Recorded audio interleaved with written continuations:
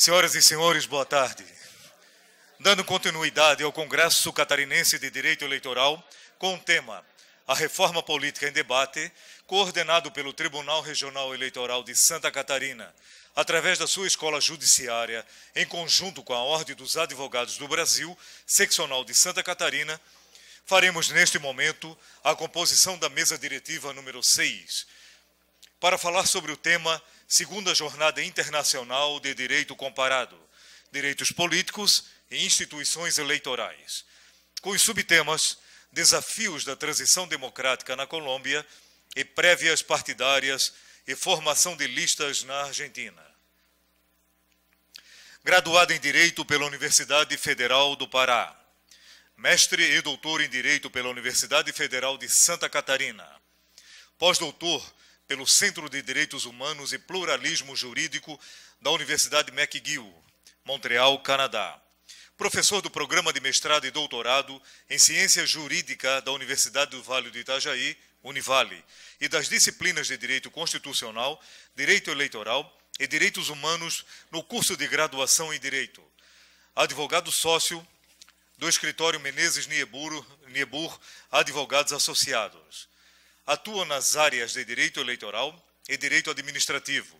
É membro fundador da Academia Brasileira de Direito Eleitoral e Político, ABRADEP, e Academia Catarinense de Direito Eleitoral.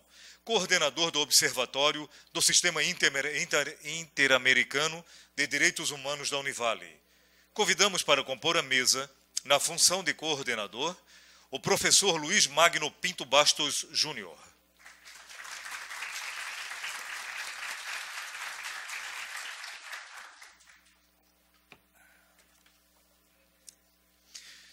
Também convidamos para compor a mesa, na função de painelistas, a senhora professora Paola Andréa Acosta Alvarado.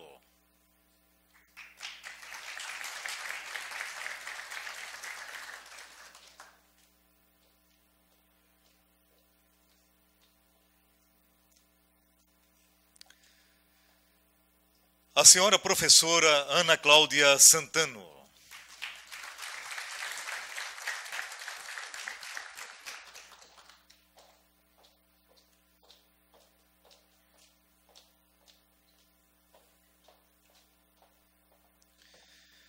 E o senhor professor Luiz Guilherme Arcaro Conci.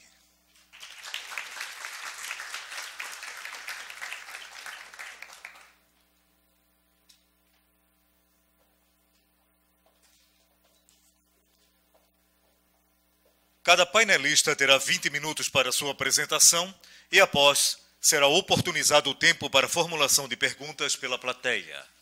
Com a palavra, o coordenador da mesa, o professor Luiz Magno Pinto Bastos Júnior, que conduzirá os trabalhos.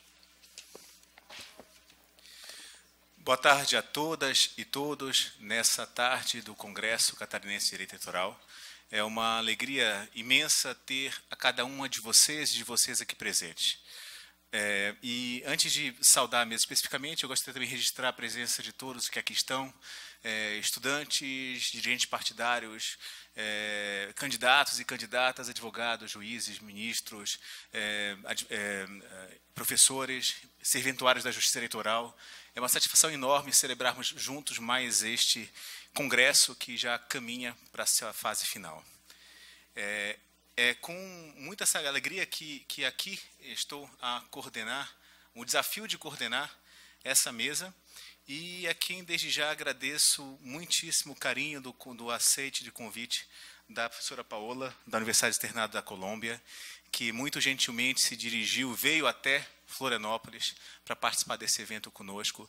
A professora Ana Cláudia Santano, de Curitiba, que é sempre uma alegria muito grande recebê-la e aceitar suas provocações, inquietações, sempre esteve de estimulante. E o grande amigo Luiz Guilherme Conci, que também integram esta mesa. Antes de dar prosseguimento especificamente aos nossos trabalhos, era importante fazer um pequeno esclarecimento sobre essa mesa. Essa é uma iniciativa inovadora nesse congresso, porque esse congresso catarinense, apesar de ser um congresso catarinense, ele alberga no seu seio a Jornada Internacional de Direito Comparado. Nesse momento em especial é que nós temos em um momento de reflexão sobre reforma política, reflexão sobre mudanças do nosso sistema eleitoral, muito frequentemente nós nos sentimos ensimesmados e costumamos ficar presos e debatendo a partir de nossas próprias realidades. E a ideia da jornada é fazer uma provocação para que no direito brasileiro, e em especial no direito eleitoral, nós possamos perceber a necessidade de olhar ao lado, olhar aqueles que estão aos nossos lados. Porque a realidade dos países latino-americanos é muitíssimo parecida com a nossa realidade. E muitos dos nossos desafios, muitas das dificuldades que enfrentamos, muitos dos desejos de reforma com o qual debatemos e estamos debatendo há tantos anos, são compartilhados por uma realidade muito parecida em várias dimensões. E a gente, muitas vezes, se recusa a esse olhar, ou às vezes ignora este olhar, voltando os olhos muitas vezes para a realidade norte-americana, da Europa Ocidental, e esquecendo de perceber que há muito a aprender. E os modelos a nos inspirar devem ser modelos que sejam experimentados na realidade. E, em grande parte, a realidade latino-americana ela nos é muito cara, ela é muito próxima, e certamente há muitíssimo a aprender, a dialogar, a escutar. E esse é o propósito desta jornada a ser inserida dentro do Congresso Catarinense. Ela é fruto de uma experiência, de uma cooperação que é firmada pela Escola Judiciária Eleitoral, com a Resenha Eleitoral, que é o periódico científico organizado e mantido pelo TRE do Estado de Santa Catarina, qualificado com B5 pela CAPES, e tem crescido muito de importância no cenário eleitoralista do país. E nessa parceria de tentar qualificar a nossa resenha, de qualificar o nosso congresso, foi firmado então esses convênios com a Faculdade de Direito de São Bernardo do Campo. E no âmbito dessas jornadas que continua amanhã, nós também estaremos iniciando um observatório de experiências latino-americanas, para que a gente possa perceber justamente começar a dar passos mais significativos para um diálogo permanente com a realidade daqueles que estão próximos de nós. Feito esse esclarecimento inicial, e desde já pedindo desculpas pelo atraso um pouquinho maior, tem um trânsito inexplicável nessa cidade que talvez tenha dificultado de que alguns pudessem chegar aqui. Inclusive, o nosso palestrante, que ainda está a caminho do aeroporto, quando chegar, peço desde já desculpas para não estar aqui na mesa, mas a gente decidiu começar assim mesmo. Passo a palavra. Nessa fase, portanto, nessa mesa, nós decidimos fazer duas experiências distintas. A primeira delas, uma experiência colombiana que passa por um processo bastante rico de transição democrática e com experiências e desafios muito fortes, muito significativos neste processo. E a segunda parte dessa mesa contará com a experiência, uma discussão sobre prévias partidárias e a experiência argentina, que tem elementos muito ricos a nos ensinar, a nos inquietar nesse contexto. Portanto, dou prosseguimento a essa mesa e passo a palavra à professora Paola Costa Alvarado, que ela é advogada, pesquisadora da Universidade Externada da Colômbia e coordenadora geral dos grupos de interesse Sociedade Latino-Americana de Direito Internacional. Ela é doutora em Direito Internacional e Relações Internacionais pelo Instituto Ortega y Gasset, da Universidade Complutense de Madrid. Tem diploma de estudos avançados em Direito Internacional e Relações Internacionais pelo mesmo Instituto, da Universidade de Madrid, e mestrado em Direito Público pela Universidade do Externado de Colômbia. É uma grande alegria estar com você entre nós. Obrigado, Paola.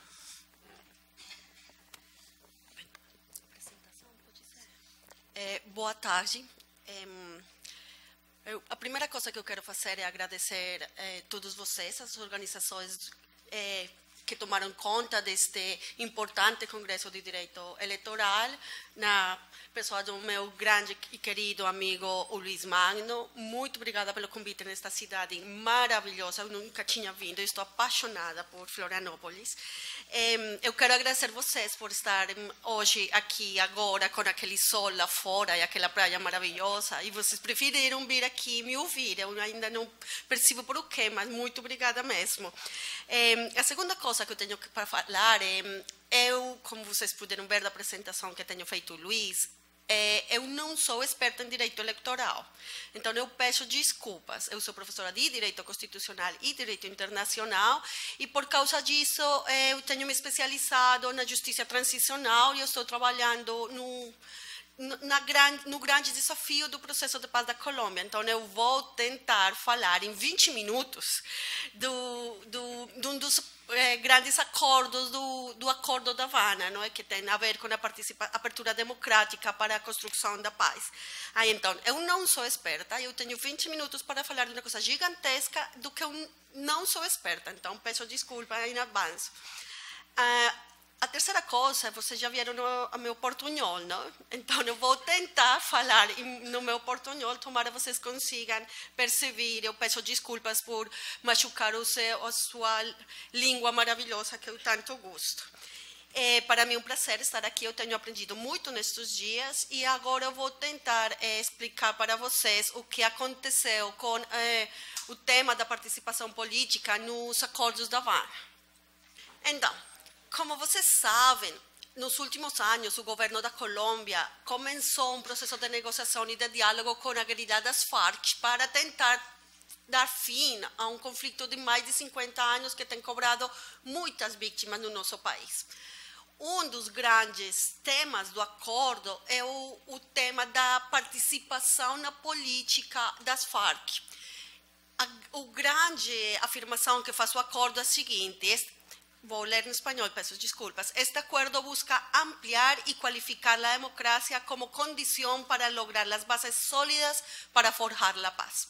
Busca una ampliación de la democracia como camino para tramitar los conflictos de manera pacífica y el rompimiento definitivo del vínculo entre la política y las armas, así como abrir una puerta para que en Colombia nos integremos a una cultura de reconciliación, convivencia, tolerancia y no estigmatización.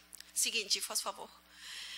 Ese acuerdo, esta que es la introducción general del tema de la política en el marco del proceso de paz, tiene tres grandes pilares. Ya viré en español, ¿no? Pronto. ¿Cuáles son esos tres grandes pilares del acuerdo de paz y que tiene que ver con las cuestiones políticas? Primero, la intención de que haya más voces diversas en la política. Segundo, que más ciudadanos participen en los asuntos públicos. Y tercero, y quizás lo más importante, y es que nunca más se mezclen las balas y la política.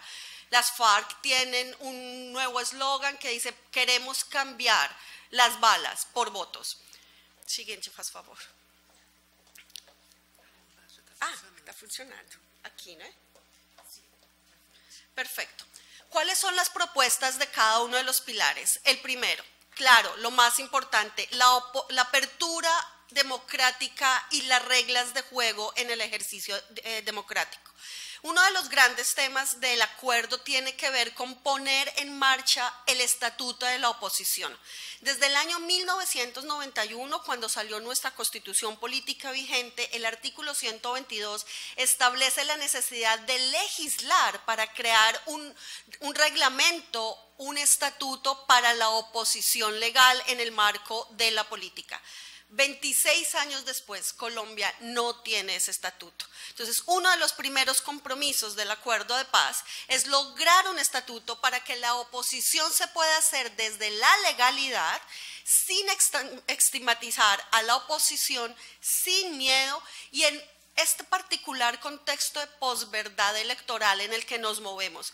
En Colombia la oposición suele, paradójicamente quien está en la oposición hoy del gobierno suele amenazar con que nos vamos a convertir en Venezuela. Crearon la idea falsa de la amenaza del castrochavismo que se va a apropiar de Colombia, y eso genera una serie de estigmatizaciones y de miedos para el ejercicio de la política.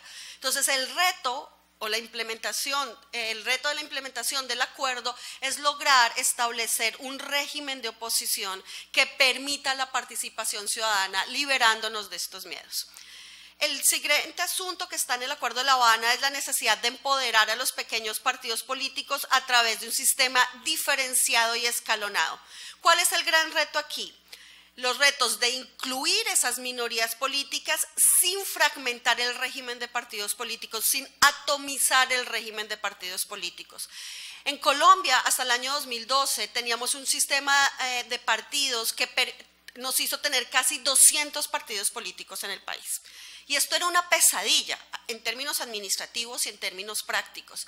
Fue necesaria una reforma electoral para cambiar el régimen de constitución de personerías jurídicas, diciendo que solo aquellos partidos que lograran el 3% de votaciones del umbral electoral podían adquirir la personalidad jurídica como partidos. Y eso ha hecho que la lista de partidos se reduzca y que los partidos se organicen. Y ahora lo que quieren es quitar ese umbral para permitir la participación de los nuevos movimientos y partidos sociales, pero eso genera el miedo de que volvamos a las listas de 200 partidos. Entonces, el acuerdo lo que quiere es crear un sistema escalonado de adquisición de derechos de participación política que va desde lo que se entiende como grupos representativos de ciudadanos, movimientos políticos y luego partidos políticos. Y todos tendrían un régimen de derechos y de deberes diferentes. Y este es uno de los grandes retos que tiene el Acuerdo de La Habana. El siguiente punto de este tema de apertura democrática es revisar la organización y el régimen electoral del país. Para esto, y voy a volver más adelante sobre este tema, se creó la ME, la Misión Electoral Especial, creada por el Acuerdo de La Habana, conformada por representantes de 7 instituciones especialistas en hacer consultas a todo nivel con la sociedad civil, las instituciones y los partidos para pensar cómo mejorar la arquitectura institucional en términos políticos en el país. Ya más adelante les voy a hablar de eso. Y finalmente, dentro de este primer pilar de apertura democrática está la creación de las llamadas circunscripciones especiales transitorias de paz. ¿Qué es esto? Es la posibilidad de que algunos territorios, quizás los más afectados por la violencia, los pobladores de esos territorios puedan votar 2 veces en las elecciones colombianas. Aquellas que en el marco de aquellas elecciones ya previstas y de aquel ejercicio de voto tradicional, pero una segunda vez por candidatos específicos de sus circunscripciones. La definición de las llamadas CEP es esta. Las circunscripciones especiales de paz son 16 zonas donde los habitantes podrán votar 2 veces, por un representante a la Cámara en las elecciones ordinarias y por un segundo candidato de las listas de organizaciones, movimientos significativos de ciudadanos, resguardos indígenas o consejos comunitarios afrodescendientes en las 2 siguientes elecciones, 2018 y 2022. Este es el mapa de las 16 circunscripciones especiales de paz. No quiero ir en los detalles, pero básicamente lo que se mapeó fueron cuáles fueron las zonas más afectadas por el conflicto, que tienen menos representación política, y con base en esa información se crearon las 16 circunscripciones especiales de paz.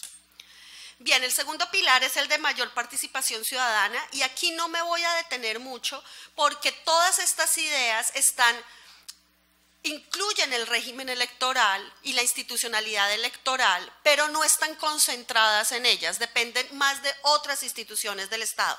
Por ejemplo, otorgar espacios a las organizaciones y movimientos sociales, proteger la movilización y la protesta como formas de acción política, fortalecer los medios de comunicación comunitarios, promover la convivencia, la participación y asegurar las garantías de no estigmatización, efectivizar el control y la veeduría ciudadana y promover la planeación democrática y participativa a través de los llamados planes de desarrollo territorial.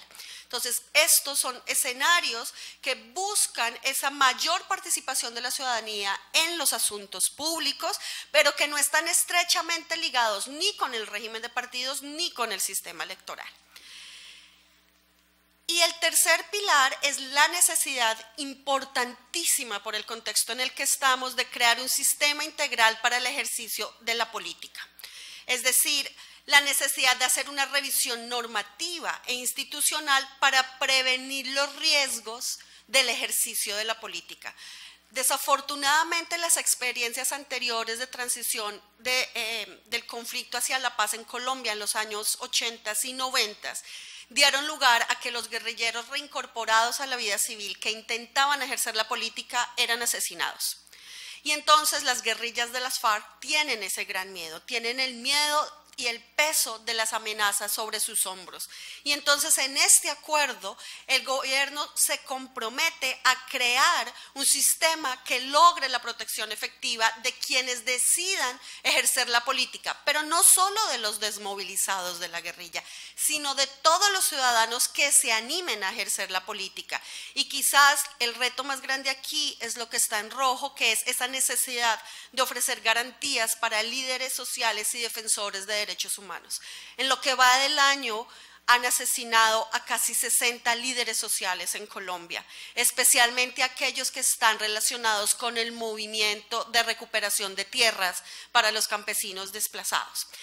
El que ya hayan asesinado a 60 líderes sociales y aún no hayamos iniciado campañas electorales es el gran riesgo del proceso de la implementación de los acuerdos de paz. Si no logramos asegurar cambiar las balas por votos, por condiciones de seguridad, el proceso de paz no va a poder avanzar. Bien, ¿qué pasa con las FARC? Me imagino que es la pregunta de todos ustedes en términos de partidos políticos. Bien, lo que se acordó en La Habana fue que las FARC se reincorporaran a la vida civil y comenzaran a ejercer política tan pronto dejasen y entregasen las armas. Las FARC terminaron de entregar las armas en junio de este año, y a partir de entonces se constituyeron como partido político. ¿Qué significa eso? Que tienen una personería jurídica plena, tienen exactamente los mismos derechos y los mismos deberes de cualquier otro partido político en Colombia, y eso les garantiza, por ejemplo, dos cosas importantes: el acceso a los medios de comunicación, la inscripción de candidatos y el acceso a la financiación de su campaña. Ya me voy a detener en ello un poco. Y, por supuesto, tienen que respetar las mismas reglas de juego para mantenerse en juego en las futuras elecciones en términos de conservar su personalidad jurídica. Sin embargo, el acuerdo les dio la posibilidad de tener unas reglas especiales para 4 cosas: la acreditación de sus afiliados, la posibilidad de presentarse a elecciones, a qué tipo de elecciones, cuál va a ser el umbral de votación que se les va a exigir y cuál va a ser su régimen de financiación. Por ahora, todo esto está en debate ante el Congreso de la República, porque todo esto requiere de un acto legislativo para reformar la Constitución. Estamos en el segundo debate de Cámara de Representantes de este acto legislativo y desafortunadamente debo decirles que la cuestión está empantanada. Es bastante difícil que se logren acuerdos aquí, pese a lo que ya se acordó en La Habana, valga la redundancia. Por ahora, ¿qué se sabe de la financiación? Que la financiación que el Estado le va a dar al partido de las FARC no se va a sacar, no se va a obtener ese dinero del Fondo General de Financiación de Partidos Políticos, que era un susto que tenían los partidos políticos. Nos van a quitar nuestro dinero para dárselo a las FARC. Ahí ellos acordaron crear una partida especial adicional para financiar las FARC. Y hasta el año 2022 el Estado se va a encargar de darle un 7% adicional de lo que tradicionalmente se le da a los partidos políticos para toda la puesta en marcha y el funcionamiento de las FARC como partido político. Ahora, la pregunta del millón es: ¿justicia o política? Lo que se está debatiendo ahora, ahí ven ustedes el antiguo logo de las FARC con las armas cruzadas, el nuevo logo de las FARC que se parece a varios logos de varios partidos políticos socialdemócratas en Europa. Ahora se llaman, es que olvidé el nombre, Fuerzas de Renovación del Común o una cosa por el estilo. Pero la pregunta real aquí es: ¿pueden aquellos miembros de las FARC que van a ser juzgados en la Jurisdicción Especial para la Paz en Colombia, es decir, porque han cometido graves violaciones a los derechos humanos y al derecho internacional humanitario, pueden ser suspendidas las penas judiciales que se les van a asignar a estas personas para que puedan ejercer la política? Ese es el gran debate que hay hoy en día en el Congreso de la República, porque en La Habana se les prometió que ellos podían empezar a ejercer política en las elecciones que llegan ahora en 2018, que comienzan en febrero o marzo. Eso se les prometió en La Habana, pero en el Congreso se están debatiendo la posibilidad de exigirles primero que cumplan sus deudas con la justicia y que solo una vez cumplan esas deudas puedan entrar a la vida política. Las FARC ya anunciaron que están bastante molestos con esto porque eso no fue lo que les prometieron cuando negociaron el acuerdo de paz en La Habana. Bueno. Y finalmente, este es como el panorama grande, lo acordado en La Habana. Les voy a contar un poco en qué va esto, porque lo difícil no fue negociar en La Habana, o no solo fue negociar en La Habana, eso fue muy difícil. Lo difícil es implementar todo lo que se negoció en La Habana, y ahí es donde las cosas están muy complicadas.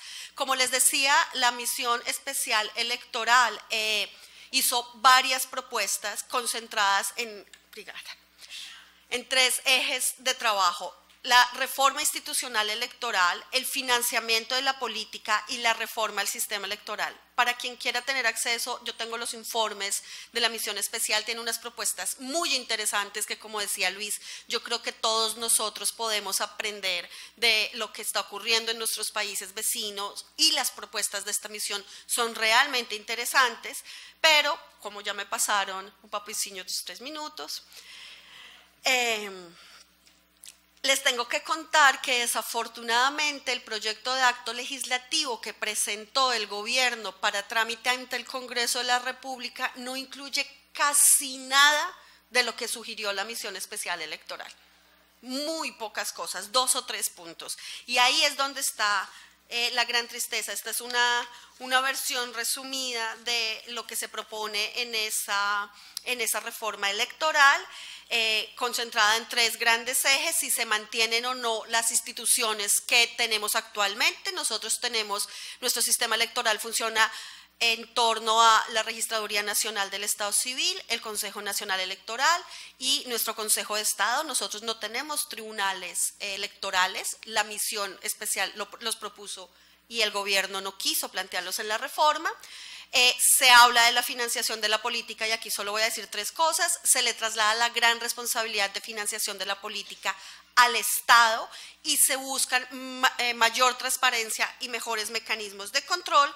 Y finalmente se hace todo un esfuerzo por lograr la ampliación de participación democrática, como les decía, a través de un esquema escalonado de adquisición de derechos de los partidos políticos, y se intentan establecer algunas reglas especiales de participación de minorías o de grupos poblacionales tradicionalmente marginados, pero no se logra, por ejemplo, todo lo que tiene que ver con participación efectiva de las mujeres en la política.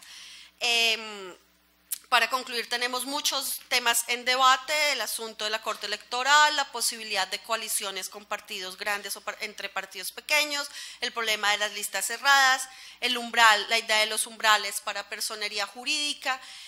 En general, creo que Colombia tiene entre manos un gran reto en términos de paz, pero especialmente en términos de régimen electoral y régimen de partidos, pero es un reto que no se está aprovechando. Y quizás no se está aprovechando por algo que escuché esta mañana en el panel interesante de mujeres, y es que quienes tienen que regular esto son quienes se benefician del status quo actual en el país, y obviamente a ellos no les conviene cambiar las reglas del juego, ni para dejar entrar a las mujeres, ni a los indígenas, ni a los afros, ni a los desmovilizados de las FARC. Y en ese sentido es muy difícil intentar poner en marcha todos estos acuerdos que podrían llegar a ser interesantes, podrían ayudarle a mi país a vivir una paz tan anhelada, pero que al final están atravesados por un infinito número de intereses de quienes toman las decisiones de si estas reformas se hacen o no. Y ahí está el reto. Muchas gracias.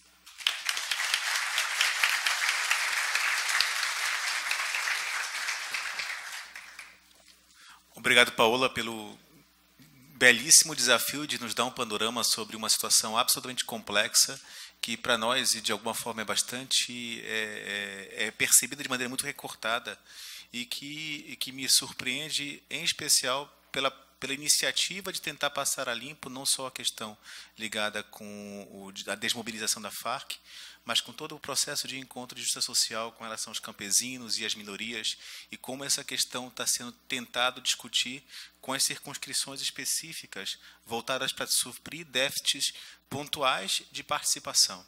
Creio que é um desafio belíssimo e que me deixou bastante instigado de conhecer um pouco mais. Passo a palavra, então, à professora Ana Cláudia Santano, e que é nossa especialista em contas, fez assim, o financiamento da política foi a sua tese de doutorado na Espanha, e que foi convidada para esta mesa pelo fato de ter, inclusive, acabado de retornar da Colômbia para discutir a questão do financiamento lá, e é o tema da sua intervenção.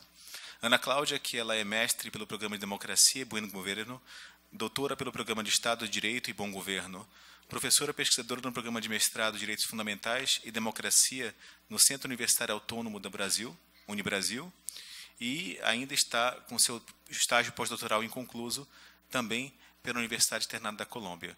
Professora Ana Cláudia, somos todos ouvidos. Olá, muito boa tarde a todos, a todas. É uma enorme alegria sempre vir para a Ilha da Magia, né? Florianópolis, eu tenho uma relação com essa cidade muito sentimental. Eu vivi grandes momentos na minha vida aqui e parece que vou continuar vivendo, porque eu tenho tantos amigos aqui e a gente sempre vem para cá para viver grandes experiências, é realmente sempre uma satisfação regressar. Só que dessa vez eu voltei a convite do meu amigo Luiz Magno, que me confiou uma tarefa muito ingrata, porque eu vou falar do financiamento da política da Colômbia, tendo uma professora da Colômbia ao meu lado, que inclusive é da mesma universidade onde eu realizo os meus estudos de pós-doutoramento.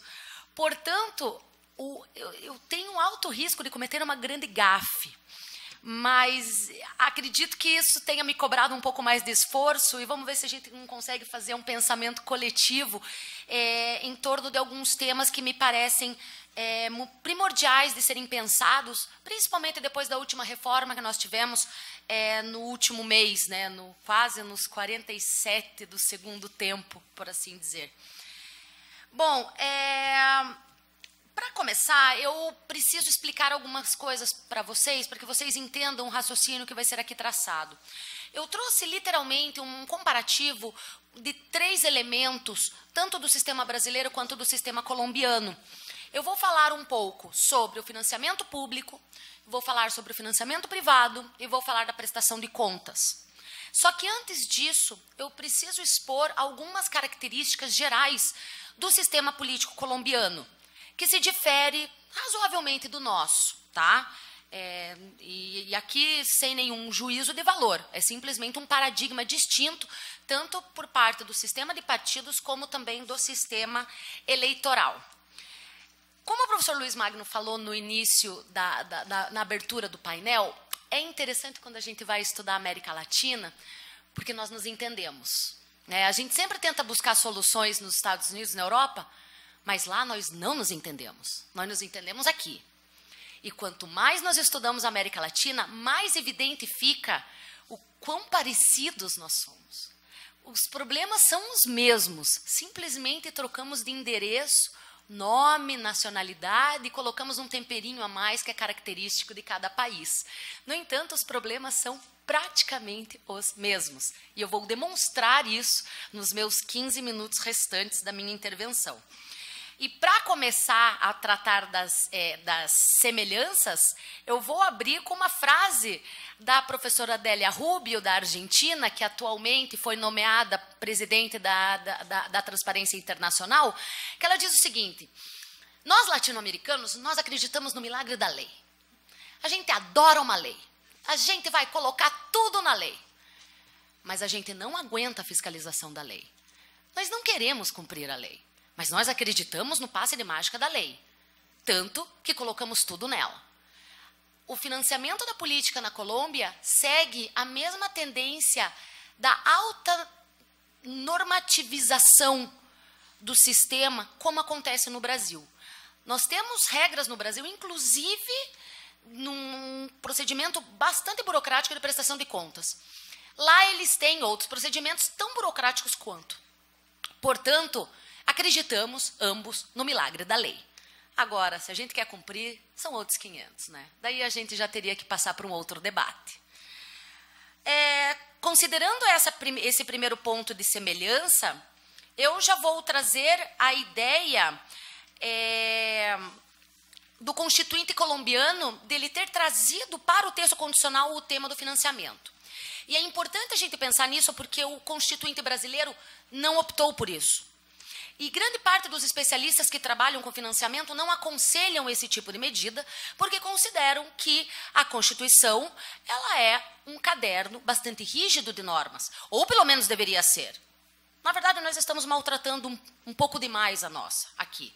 Mas o fato é que lá o constituinte colombiano optou por isso e trouxe em alguns dos seus artigos, artigo 107, 108, se eu não me engano até o 110, algumas regras bastante pertinentes no que tange ao financiamento, tanto o financiamento ordinário para o sustento dos partidos políticos e movimentos políticos, mas também do financiamento eleitoral, né? E ele traz, o constituinte colombiano traz uma coisa que faz muito tempo que os especialistas aqui estão falando, embora de maneira tímida, e eu nas últimas intervenções que eu expus pelo Brasil afora, eu ando batendo nessa tecla, sobre o status de partido político, que é uma coisa que a professora Paola falou, muito tangencialmente, mas que é importantíssimo a gente ter em mente. A ideia da personalidade jurídica do partido remete à teoria da incorporação constitucional dos partidos políticos. Ou seja, quando a Constituição ela aporta certas obrigações aos partidos políticos que, caso não cumpridas, o partido político vai perder esse status e vai perder as benesses do sistema. Ele vai ser um natimorto, mas depende só dele. O Estado simplesmente o cobra dessas obrigações por causa do seu protagonismo na democracia. Além do mais, entende-se que, na incorporação constitucional, há uma via de mão dupla. Portanto, a Constituição obriga os partidos a certos deveres, ao cumprimento de certos deveres, para que eles tenham direitos. Nada mais justo, né? Parece que isso deveria ser sempre. E isso está na Constituição colombiana, e nós não temos isso no Brasil. Quer dizer, nós temos. Simplesmente não é bem aplicado, mas eu já chego lá. Então, a ideia do status constitucional dos partidos políticos é importante lá. Porque isso, como bem falou a professora Paola, isso deu uma depurada no sistema de partidos. Porque, convenhamos, 200 forças políticas é de difícil manejo. Se nós aqui vivemos reclamando dos nossos 35, quem dirá dos 200? Né? E abertura política é isso. A gente corre o risco de ser, entre aspas, abertos demais, né? E isso causa calafrios em certos especialistas. O fato é que a ideia da personalidade jurídica dos partidos ajuda a controlar isso, ou pelo menos ajuda a dividir melhor os recursos públicos destinados a essas forças políticas no sistema, tá? E nesse ponto, a Colômbia está a anos-luz de nós. Por quê? Porque o partido político, ou o movimento político, ele pode perder o status constitucional dele pela violação de normas de financiamento. E aqui pode ser a violação do limite de gastos, pode ser o recebimento de fontes vedadas, de recursos de fontes vedadas, como também pode ser o aceite, a inclusão de recursos oriundos do narcotráfico ou de grupos armados ilegais dentro para as arcas dos partidos e movimentos políticos.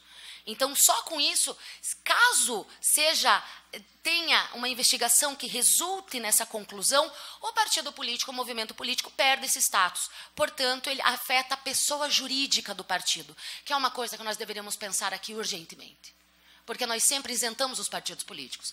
Nós isentamos os partidos políticos do cumprimento da lei da ficha limpa, porque eles continuam lançando candidatos um tanto quanto complicados de se sustentar depois. Eles continuam aceitando várias fontes, talvez um pouco duvidosas, de financiamento, né? São utilizados, inclusive, para outros pagamentos que aqui não podem ser confessáveis, mas não acontece nada com os partidos. Acontece com tudo o resto, menos com os partidos políticos. E eu acho que nós deveríamos rever isso. Tá? Por outro lado, eu também gostaria de falar que o sistema eleitoral da Colômbia é de lista fechada. Muito mais coerente que o nosso. Por que eu estou falando isso? Porque lá o financiamento é tendencialmente público. como a professora também deixou isso muito ressaltado na sua intervenção. Nós adotamos o financiamento público com a lista aberta. Né? É uma coisa estranhíssima para se explicar para algum especialista em financiamento. Afinal de contas, o dinheiro acaba. Né? Então, como é que a gente vai fazer? Então, lá, o sistema é lista fechada, tem uma questão do voto preferente, que, como bem falou a professora, tem propostas de reforma para eliminar o voto preferente, portanto, restaria somente a lista fechada, tá? E eu também tenho a questão dos movimentos políticos, partidos políticos e listas cidadãs. Eles não têm o monopólio de partidos, tá? Como nós optamos aqui, tá? Acho que teve um painel sobre isso, inclusive. Esse tema já foi falado, então não vou voltar a ele. Mas o fato é que na Colômbia, tanto os partidos políticos quanto os movimentos políticos e também o agrupamento de cidadãos, todos eles têm acesso ao financiamento público, obviamente respeitando a sua capacidade de representação. Tá? Então, também tem esse detalhe. Eles têm acesso, um acesso que me parece bastante mais equânime do que aqui, mas também não vou entrar muito nesses detalhes, tá? Como última observação, eu gostaria de destacar a existência do Conselho Nacional Eleitoral na Colômbia, que não é uma autoridade eleitoral, mas não é um tribunal autônomo como nós temos aqui a Justiça Eleitoral. Então, não é uma justiça especializada, tá? E a professora mencionou também que há uma proposta de reforma disso. Na verdade, a seção 5ª do Conselho do Estado, ela é dedicada a temas eleitorais. O Conselho do Estado é a máxima autoridade jurisdicional no contencioso administrativo, que é um modelo o qual nós não adotamos, tá? Mas essa seção 5ª, ela é encarregada dos temas eleitorais. A ideia com a reforma é incorporar essa seção 5ª de outra forma, mas criar um tribunal próprio eleitoral. E isso, gente, deu uma polêmica na Colômbia sem tamanho. Sem tamanho, tá? A gente pode ter visto aqui alguma coisa com rezoneamento. Eu acho que dá para colocar os dois um lado a lado, tá? Então, a polêmica foi realmente bastante grande. O Conselho Nacional Eleitoral, ele tem 9 membros eleitos pelo Congresso Nacional. Então, eles têm origem política.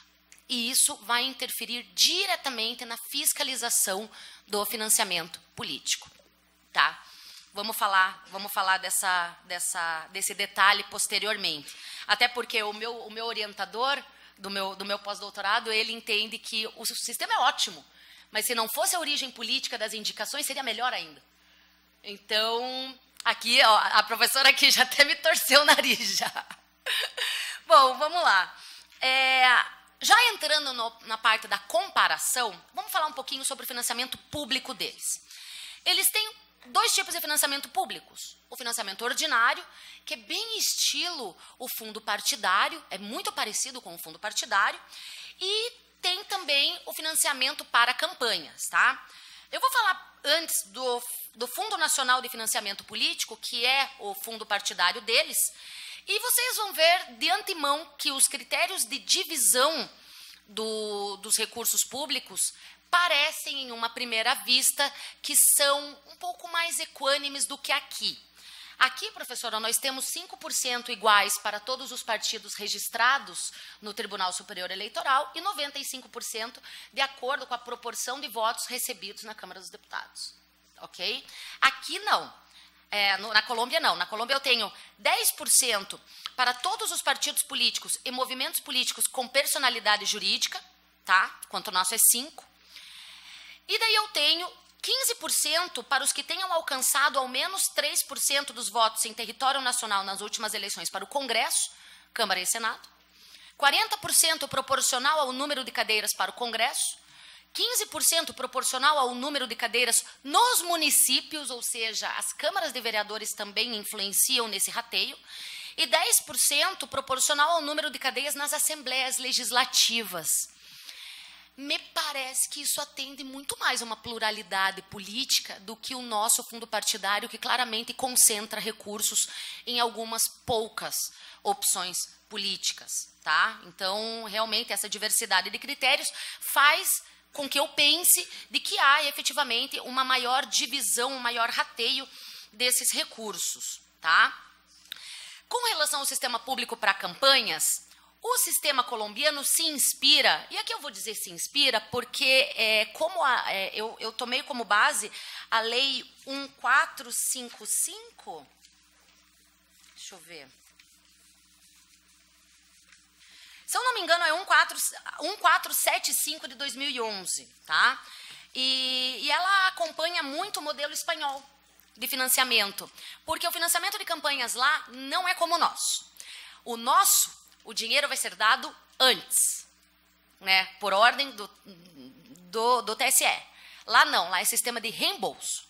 Então lá o CNE vai calcular um valor X do orçamento que será destinado com base em custos reais de campanha. Então esse estudo é intermitente, ele vai continuar sempre, vai ter que dar um jeito de encontrar um valor X para as campanhas, para poder fazer o reembolso dos gastos eleitorais das forças políticas da Colômbia, tá?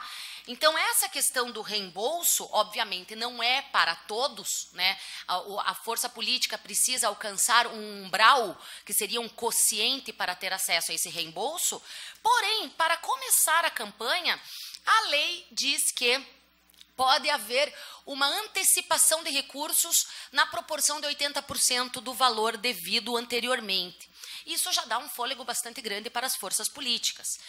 Mas, além de ser um sistema de reembolso, que, como eu comentei, é muito parecido com o sistema espanhol, o fato é que isso não afeta os novos partidos. Os novos partidos sempre terão acesso à antecipação de recursos. E isso é interessante, porque mantém a abertura do sistema, né? O sistema espanhol é muito criticado por ser muito fechado no que tange ao financiamento público, que é praticamente o único. Mas já no caso da Colômbia, parece haver uma preocupação maior com a pluralidade de forças políticas atuantes no sistema, tá?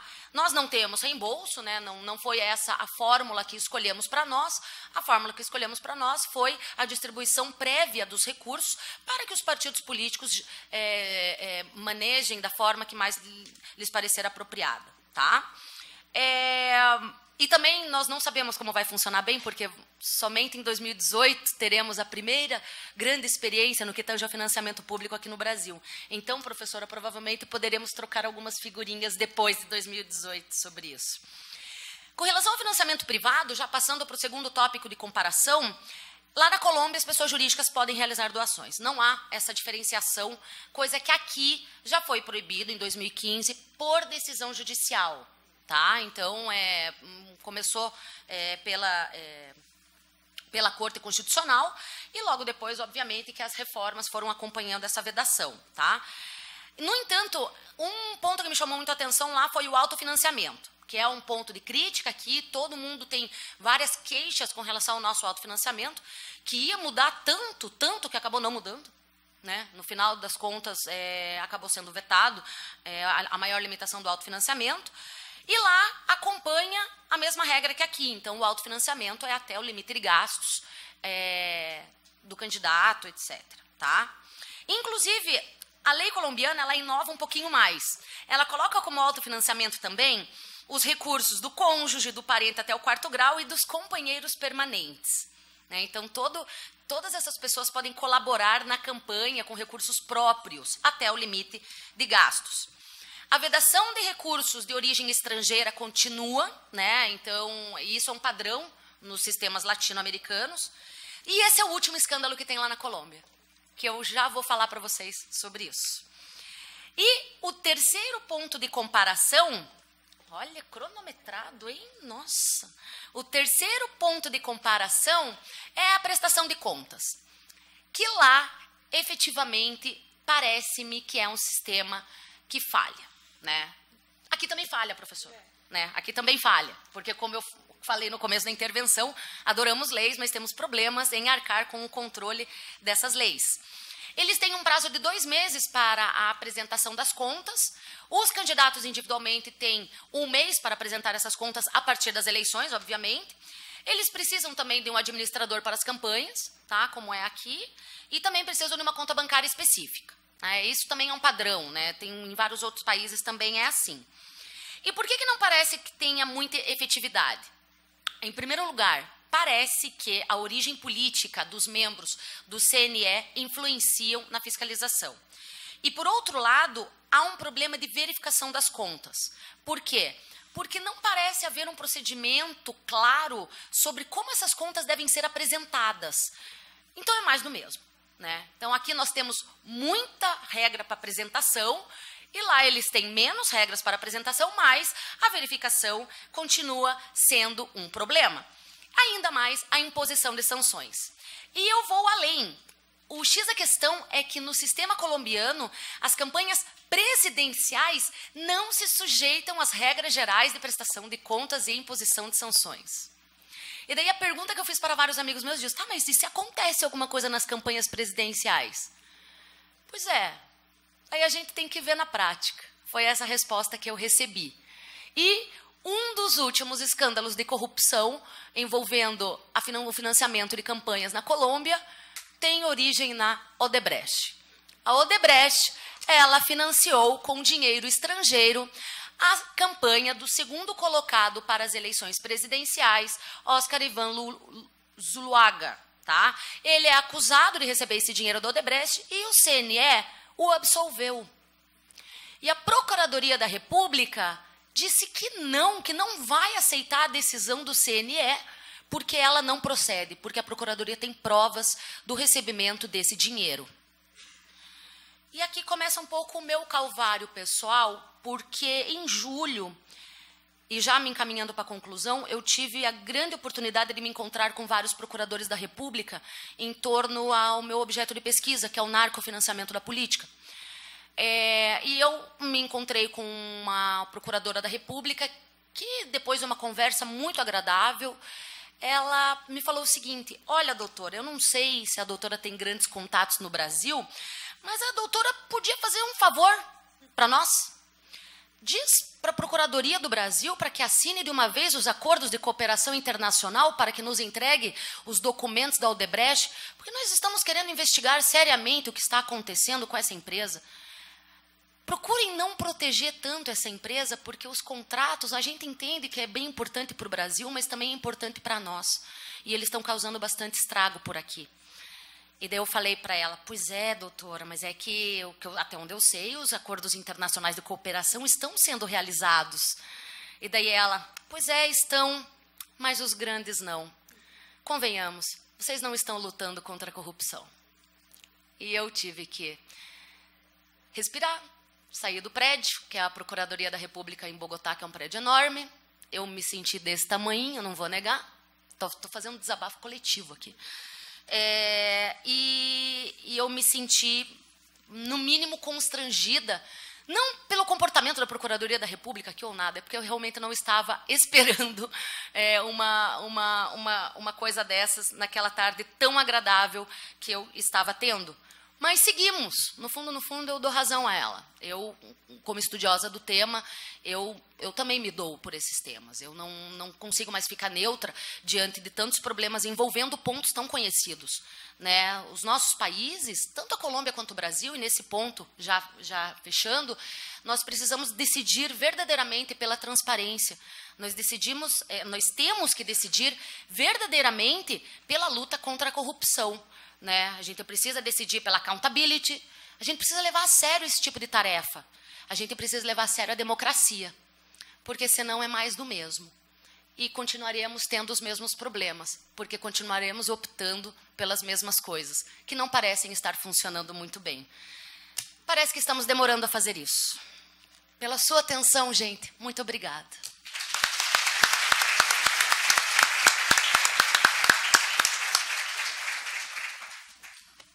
Obrigado, Ana, pelas suas palavras, pelas suas lições e, de fato, como disse anteriormente, pelas inquietações e provocações que sempre deixa, sempre nos insta a estarmos sempre refletindo sobre o nosso agir, nossa prática. E, sem dúvida nenhuma, complementa de maneira bastante especial a fala da professora Paola, porque nos dá esses elementos comparatistas que permitem que a gente compreenda sobre o nosso olhar, sobre a nossa perspectiva, esse quadro de transformações e desafios em que se encontra a Colômbia nesse momento.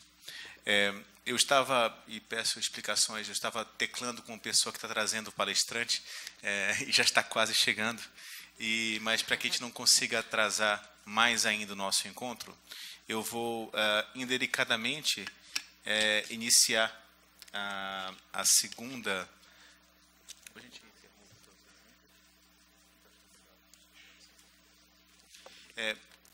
Então eu acho que a gente pode fazer uma sessão, uma pequena interrupção de 10 minutos para fazer perguntas, já que são temas que não são conexos, e de repente nesse ínter a gente consegue eventualmente fazer com que o professor Belise chegue.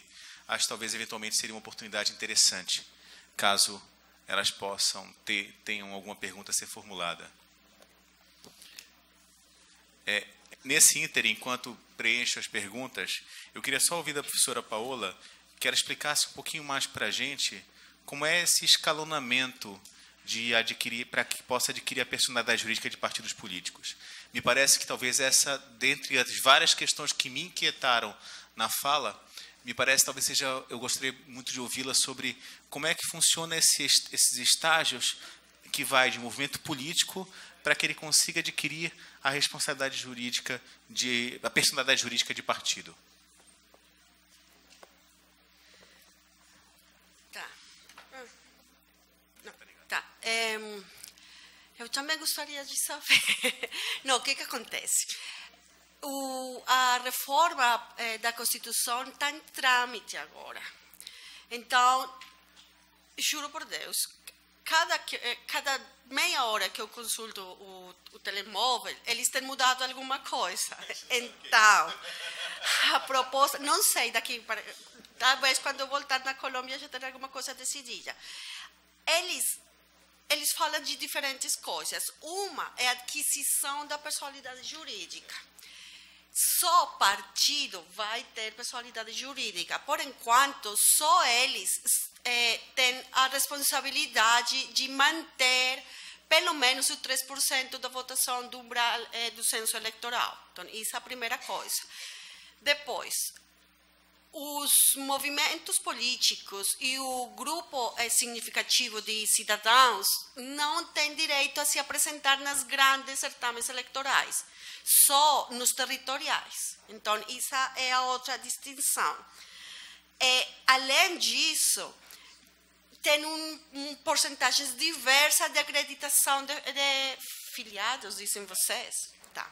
Então, os partidos claramente têm que demonstrar mais filiados do que os movimentos e os movimentos têm que mostrar menos, óbvio, mas o grupo significativo de cidadãos não tem que demonstrar quase nada, né, para eles participarem.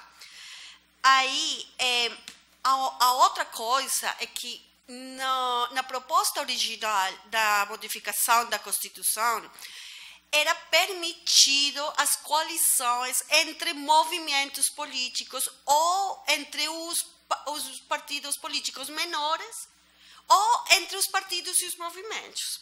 Aí a ideia era empoderar ou fazer mais fortes aqueles partidos mais pequenos e os movimentos políticos. Mas o que aconteceu?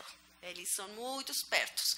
Aí eles mudaram aquela proposta original e agora vão ser permitidas as coalições com todo mundo, né? Então, o que vai acontecer? Os partidos grandes vão virar mais grandes e mais fortes. Não é? Desvantagem, de novo, para os pequenos. Aí.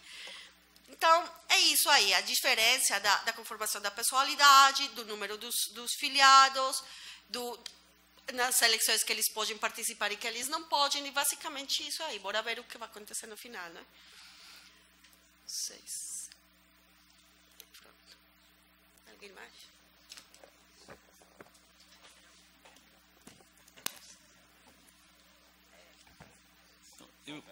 Não é nem uma questão, é que porque hoje a gente está realizando esse segundo encontro nesse grupo de trabalho, e talvez o que mais me incomodou nosso primeiro encontro lá na Argentina, em Mendoza, foi entender os efeitos deletérios que eles vivem do fim do financiamento privado. E me parece que hoje essa realidade ela se reitera, né? Me lembro muito bem que em abril, maio, quando nós estivemos lá, um dos colegas nossos, que é ministro de Interiores, dizia que há, no plano dos atores que participam dos processos, desse processo de participação política, há praticamente uma unanimidade no sentido de dar volta do financiamento privado. Lá. Né? E me lembro bem que o argumento principal é: todos os atores percebem que o processo de financiamento foi capturado pelo crime organizado, né? Uma parte dele pelo crime organizado, né? E essa tecla, digamos, desde então vem batendo muito na minha cabeça. Eu vejo que um fragmento do que nós ouvimos agora parece reiterar, né, algo que não é exatamente isso, mas está muito próximo. E no nosso caso, para o próximo ano, né, me parece que, claro, não da forma como nós pensávamos que seria, em função das mudanças, etc., mas nós temos outros atores, né? Nós não temos só o crime organizado, né? Nós temos também outros atores que têm facilidade para levantar dinheiro. O que eu queria saber, nesse processo de financiamento da política, como opinam os partidos, entendeu, Paula? Como os atores leem o processo de financiamento e quais são as propostas existentes hoje? Não exatamente as que existem, mas o que circula. Porque me parece que essa é uma questão que nós vamos retomar, né, Luiz? Me parece, muito em breve, no nosso caso. Né? Eu acho que nós conhecemos alguns atores aí que podem facilmente capturar esses processos de financiamento. Eu queria saber o que circula, né, a respeito dos problemas do financiamento. Eu acho que a Ana Cláudia tem mais a dizer do que eu. A minha impressão é que, por enquanto, eles estão felizes, mas por uma razão, duas. A primeira é que vai incrementar a porcentagem do dinheiro do Estado para os partidos políticos. Então, claro, beleza, eles estão felizes. Mas a outra, as propostas de regulação e transparência originais do projeto do ato legislativo não passaram. Eles não deixaram passar claramente. Então, aí eles estão na sua, vão ter mais dinheiro, mas não vão ter mais controle. Então, eles não têm razão nenhuma para se queixar. De fato, o uribismo, que passa batendo o processo do passe o dia todo e dando pancada em todo mundo, ele não tem falado nada do financiamento. Então, eu acho que se eles, que estão todo dia, que nem cachorro raivoso todo dia, e não tem falado nada, ninguém vai dizer nada. Acho eu, mas não sei, professora, o que acha? No caso brasileiro, me parece muito evidente que a gente vai voltar a essa temática em 2019. Até porque as próprias disposições... Oi? Alô? Até as próprias disposições, elas vão para 2018. Né? É claro. Mas é um experimento. No nosso caso, é um tubo de ensaio. No caso deles, eu já mais uma acomodação do sistema. Já me parece isso bem mais claro. Tem que ver também como é que vai ser a entrada na política. Eu acho que isso vai ser um fator determinante para ver como é que vai ser o financiamento. Porque o bolo vai ser o mesmo. E na questão da sobrevivência política, tem muita diplomacia.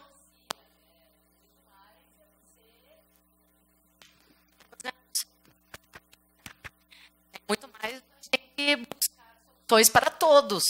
Mas vai... Só uma coisa mais. Só uma coisa mais. Para o painel de hoje da manhã de mulheres e jovens, tem uma proposta no projeto de ato legislativo para dar 10% proporcional ao número de mulheres inscritas como candidatas em cada lista, 10% a mais de dinheiro e 10% a mais por o número de jovens inscritos em cada lista. Há um mecanismo que eles estão tentando. Vocês vão se lembrar de mim. Isso não vai dar certo. Eles não vão aprovar, mas eles estão tentando fazer isso aí. É importante falar. Obrigado, Paola. Obrigado, Ana. O professor José Manuel Belisli acaba de chegar. Está chegando, ou melhor, o WhatsApp não foi automático. A gente... Tá. Bem, então, sendo assim, já estamos no plano avançado, a gente vai dar início à segunda subtema, que tem como foco, como discussão, prévias partidárias e formação de listas na Argentina. Em contato inicial com o professor Luiz Guilherme Conce, nós decidimos fazer uma pequena inversão nas apresentações, porque o professor Luiz Guilherme ele vai fazer uma apresentação um pouco mais panorâmica sobre a questão das prévias na América do Sul. E, por isso, então, a gente fez já uma definição de inversão nessa fala.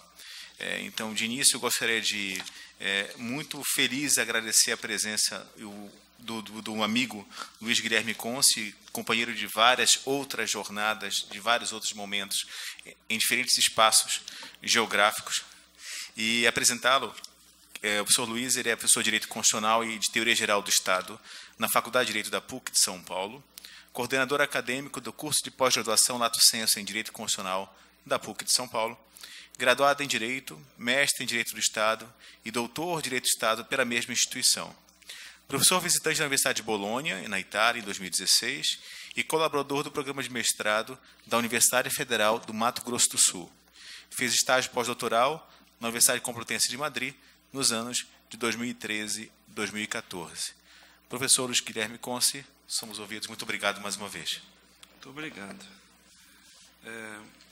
Agora, com as devidas apresentações, eu quero agradecer imensamente ao professor Luiz Magno Bastos Júnior, seleto amigo, a quem eu tenho uma admiração, não só como pessoa, mas como um grande professor. Quero agradecer a excelente organização do evento. Eu acho que nos últimos meses nós causamos algumas dificuldades para os organizadores e sempre fomos atendidos de forma gentil, de forma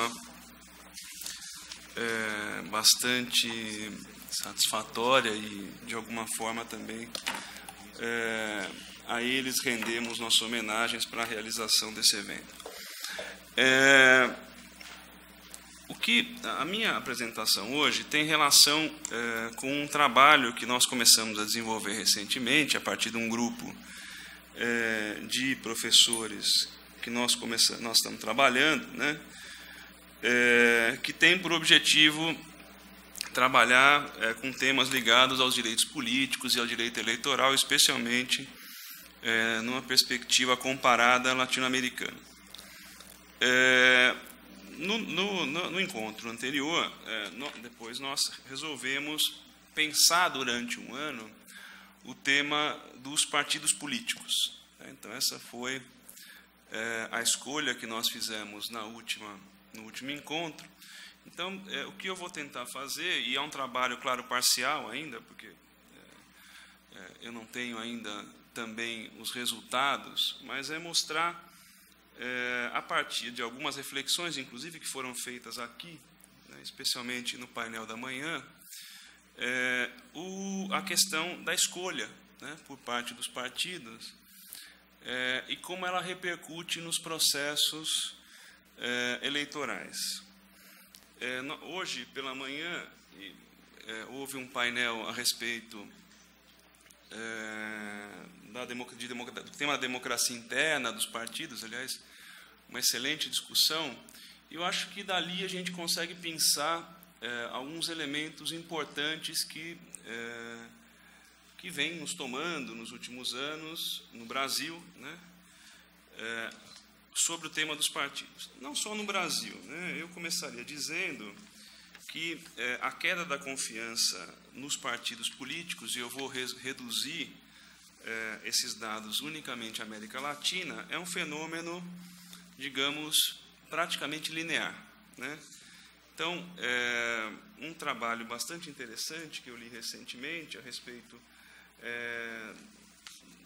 do tema da democracia interna no Peru, eleições, etc., há um gráfico do Barômetro das Américas que eu queria rapidamente compartilhar com vocês. Então, o primeiro deles diz respeito à confiança no Congresso, ou seja, nas casas legislativas nas Américas, né?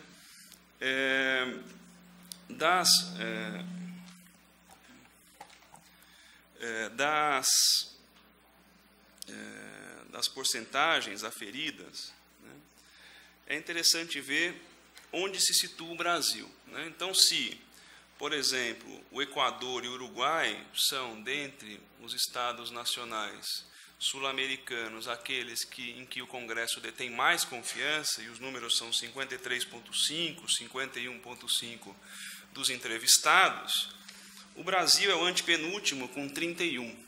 Né? O Peru é o último, com 27%. A respeito dos partidos, a questão é ainda mais dura, né, para nós entendermos. O Brasil é o país onde a desconfiança nos partidos é maior na América Latina. Então, dos ouvidos, somente 22% demonstram confiança nos partidos políticos. O Uruguai, um sistema estável, né, como nós conhecemos, é aquele que mais detém. Esse número é o dobro do Brasil, chega praticamente a 42%.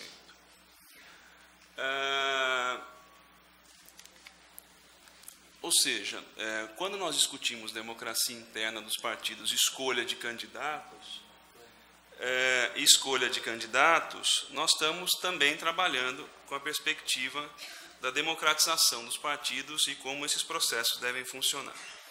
Num panorama agora de recorte do continente, esse processo de escolha é muito variado. Eu acho que o professor José Melisner, que vai apresentar não só como isso funciona na Argentina, mas principalmente os resultados desse processo, eu acho uma comparação muito importante. Nós estamos falando de um Estado federal, um Estado com largo território, um Estado com grandes assimetrias e com um processo que tem, penso eu, muitas semelhanças em algumas vertentes com o nosso. Então, mas só passando, cruzando o continente, como se dá esse processo de escolha de candidatos, né? Então, a Argentina faz eleições abertas, como o José vai falar. O nosso modelo, que nós conhecemos, é muito mais de convenções, é um modelo fechado, de escolha, como os mexicanos chamam, né? É o modelo do dedaço, né? Da escolha pelo dedo, né? Pensar quem serão os candidatos. O Peru tem um modelo misto, não só tem eleições abertas, que eu vou explicar daqui a pouco, escolhas abertas, fechadas e também por convenções. Uruguai, escolhas abertas. Venezuela e Paraguai, escolhas fechadas. Escolhas fechadas dentro do partido. Qual é o tema, então, que eu quero só mostrar muito rapidamente que eu venho trabalhando, né? Qual seria, então, o melhor procedimento de escolha de candidatos que, de alguma forma, resgataria, poderia, eventualmente, resgatar a confiança nos partidos, não só resgatar a confiança, mas também pensar os partidos realmente, efetivamente, como centro de agrupações, não só de ideias, ideológicos, de visões de Estado, etc. Esse processo de escolha, então, como eu disse, ele pode ocorrer a partir de 3 grandes modalidades, né? Uma modalidade aberta, e eu estou chamando de escolha aberta aqueles onde há participação não só dos filiados do partido, mas também de outros que não são parte, né? Ou não são parte formalmente desse processo, ou seja, não filiados, outros geralmente inscritos como eleitores. As escolhas fechadas, ou seja, onde o grupo daqueles que escolhem é unicamente dos filiados, mas são escolhas efetivas, né?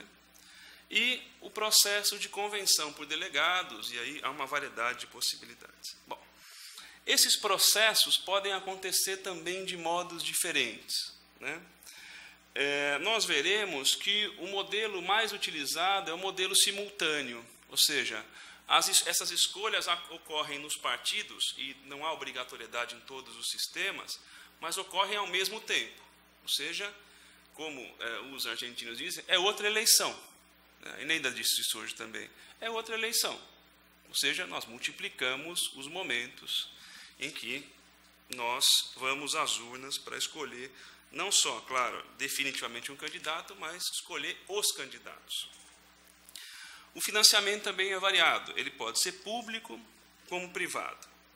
E a participação do Estado nesses processos é variada. Então, o primeiro recorte que eu faço, né, é do Uruguai. E eu faço do Uruguai porque, a partir daquela avaliação, o Estado Nacional latino-americano onde os partidos detêm mais confiança da população.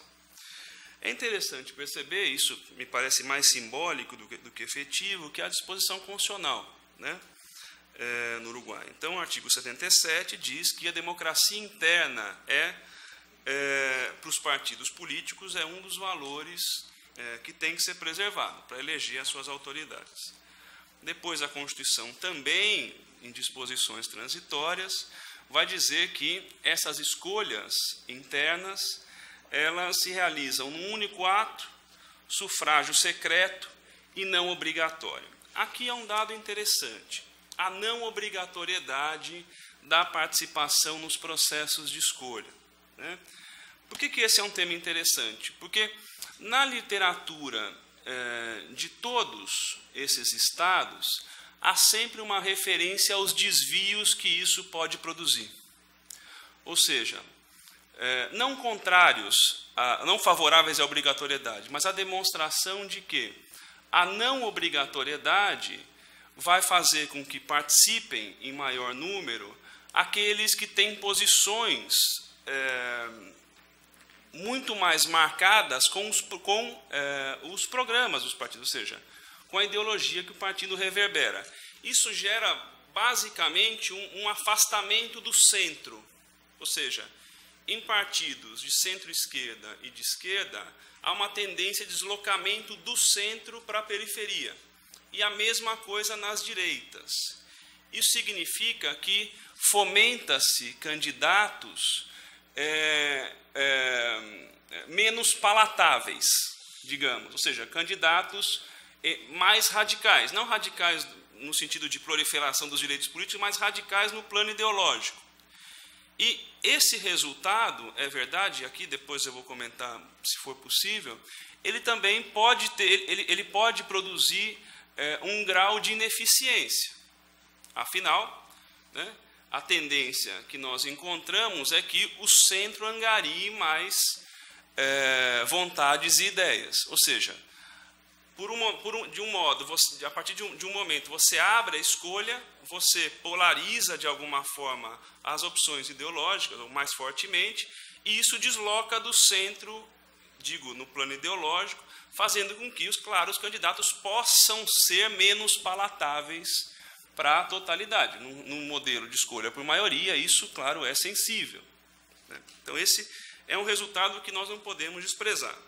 Não que isso inviabilize a democratização interna, o processo de escolha, não é isso. Mas é um resultado que é referido pelos autores. Ainda, no caso uruguaio, né, esse processo é obrigatório, ou seja, os partidos que querem participar das eleições nacionais têm que fazer as suas consultas. Eu disse, o sufrágio não é obrigatório, é secreto e, por consequência, há simultaneidade. No que se refere ao presidente, é um dado interessante, porque realizam-se as escolhas, elas são vinculantes, mas elas não se dão para o vice-presidente. O vice-presidente é escolhido a partir de eleições internas no partido, ou seja, é uma escolha, digamos, ponderada, né? Então, não há escolha do vice-presidente.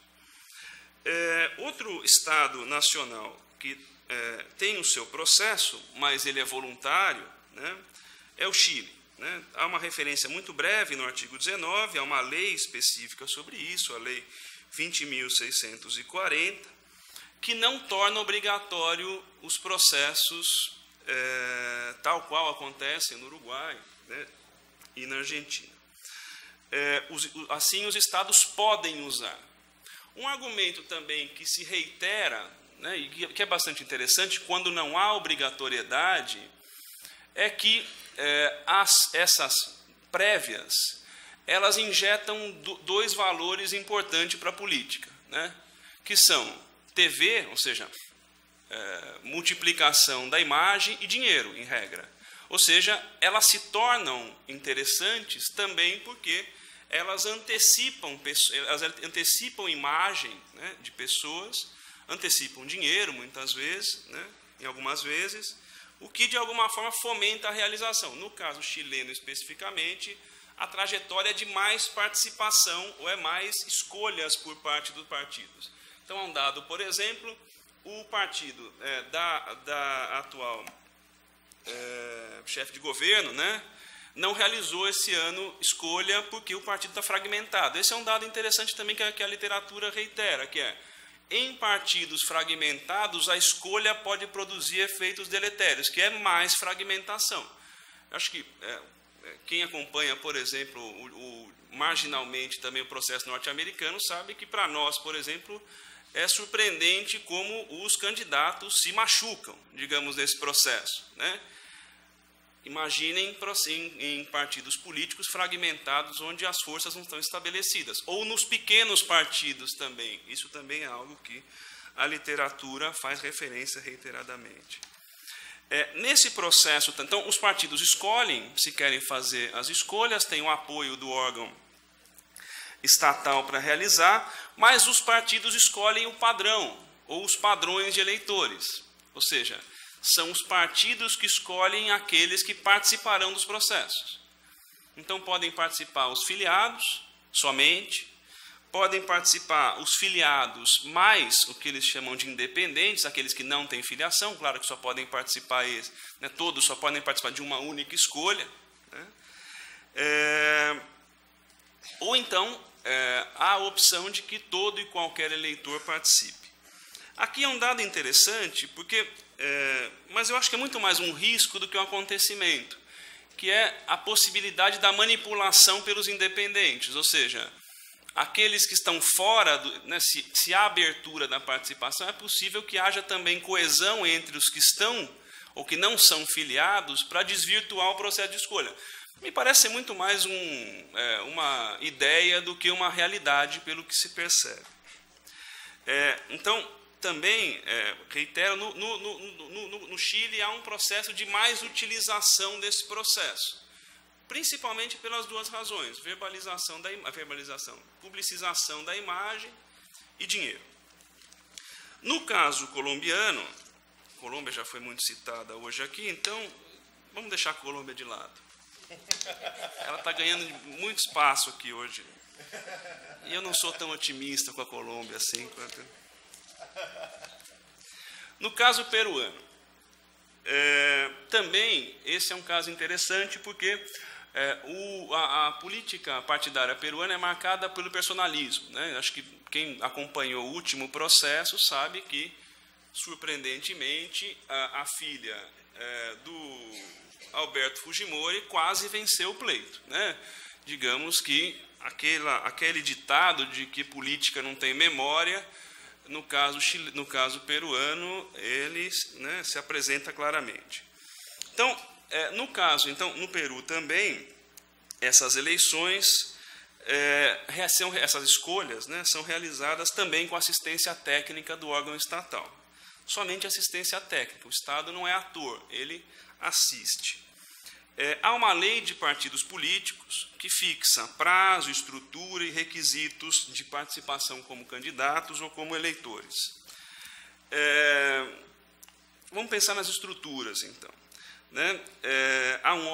Tem que se formar um órgão central nos partidos para a organização desses processos, e esse órgão se encarrega de todas as etapas do processo, desde a convocatória, inscrição, elaboração, etc.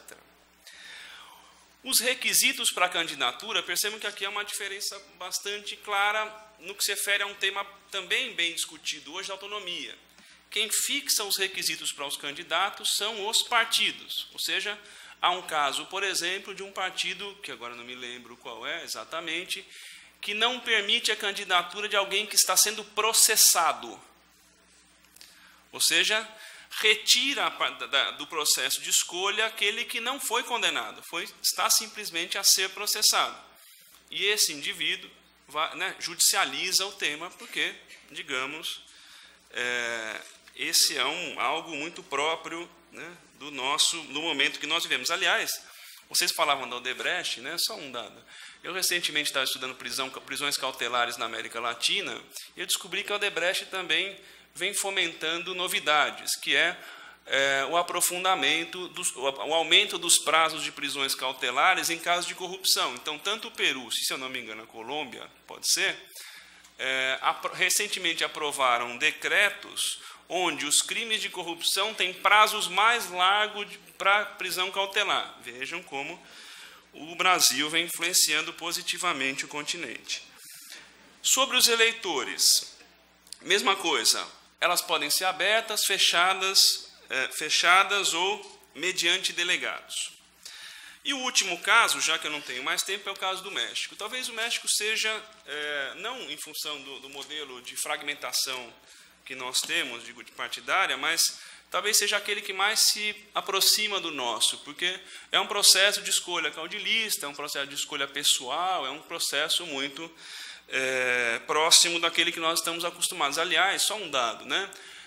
A leitura equivocada do caso Castanheira-Gutmann, da Corte Interamericana, vem levando muita gente a acreditar que há no sistema interamericano uma obrigação para candidaturas independentes. A realidade mexicana é muito diferente. Então, vamos atentar um pouquinho para isso antes de nós defendermos candidaturas independentes e usarmos como precedente o caso Castanheira-Gutmann. Por fim, o que esses processos produzem, né? Aspectos positivos: mais transparência, aumentam o poder, né, de participação e aumentam o debate interno nos partidos, fazem com que as informações circulem e as ideias também sejam promovidas, ou seja, aumentam a competição interna. Esse me parece ser um dado positivo. Riscos das escolhas da forma como vem acontecendo nos países a que eu faço referência. Mais fragmentação intrapartidária, né, em função de mais participação e mais competição. E, no caso das escolhas abertas, você pode ter aquela manipulação da participação dos externos, que também é possível. Eu, já terminado meu prazo, meu tempo, quero dizer que tenho uma simpatia bastante grande pelos processos de escolha que fomenta a democracia interna. Talvez não no modelo que o professor José Bellini vai falar agora. Eu não sei se nós temos partidos com tamanha inserção, como eles estão sedimentados, especialmente na Argentina, mas o de escolha fechada me parece ser, pelo menos, uma opção para que nós fomentemos um caminho de volta para contra o desgaste na confiança dos partidos, que, já escrevi isso, são peça fundamental para a nossa democracia. Não estou dizendo isso, né? Eu acho que basta ler o artigo 14 da Constituição. Muito obrigado.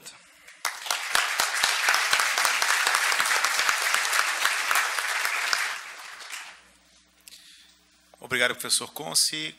Obrigado pela sua lição, obrigado pela preocupação e, em especial, por partilhar conosco as suas preocupações de investigação comparada, que tem transformado o senhor em uma referência muito forte entre nós no direito constitucional, no direito público e agora avançando, entrando no direito eleitoral.